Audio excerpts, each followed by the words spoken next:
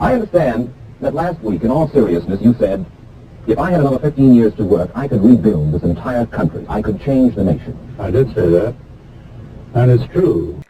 Frank Lloyd Wright's utopian vision of futuristic cities show his thoughts towards the complete integration of technology and express an idea of how we should live. Broadacre City shows the assimilation of technology into the ecosystem of the built environment and his desire to find the balance of embracing technology while respecting nature. Wright believed that every age has done its work, produced its art with the best tools or contrivances it knew, the tools most successful in saving the most precious thing in the world, human effort, and that tool is now the machine. He believed technology and mechanical systems could transform life, not just be used as a remedy for life's problems.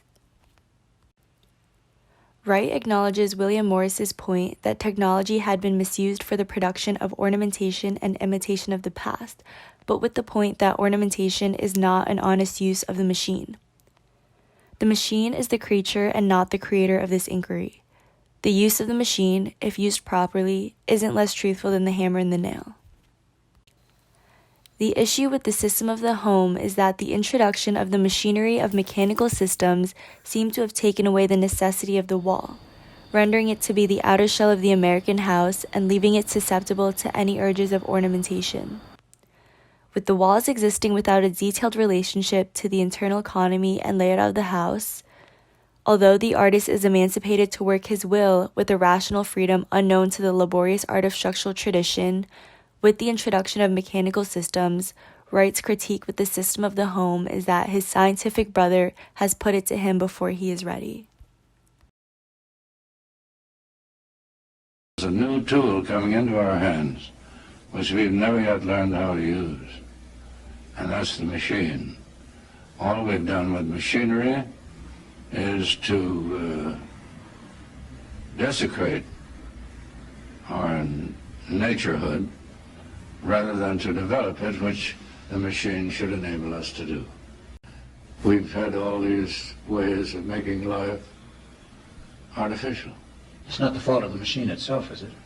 The machine is not at fault for anything. It's a great tool, but it's not a great tool for construction, only for destruction, unless you put it into the hand of what we were calling creative minds, architects, men with a deep sense of structure, or a sense of the elemental in human nature. The machine is a tool which frees human labor, lengthens and broadens the life of the simplest man.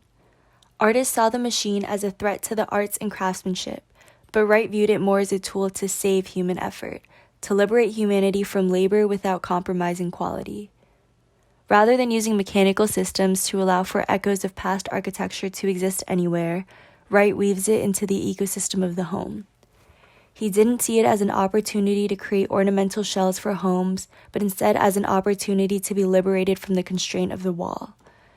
This was manifested into his prairie-style homes, which, inspired by the Japanese temples exhibited at the Chicago's World Fair, takes the logic of articulating space using a skeletal framework absent of walls. With Wright's Usonian-style works, he looks to the machine to aid in creating affordable mass housing in the onset of the Great Depression to eliminate labor costs during the construction of the home and living costs of the occupants after construction of the home. He incorporates further thought into the mechanics of the home, radiant heating, and consolidation of the systems of heating, lighting, and sanitation. Not an end to cities, but an end to congestion, yes. All right. And this would help end congestion tremendously. And that was one of the ideas I had in planting one, and then having a great commodity belt around it, where all the trucks and trucking and commercialization of mankind would take place, say a mile away, where everybody would have room, peace, comfort, and every establishment would be appropriate to every man. It's an ideal that I think goes with democracy, isn't it?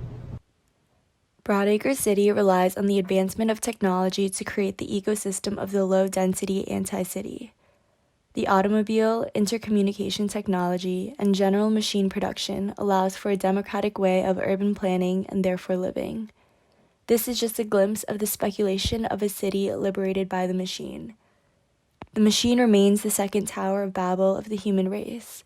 Let architecture emancipate itself, for the machine is his.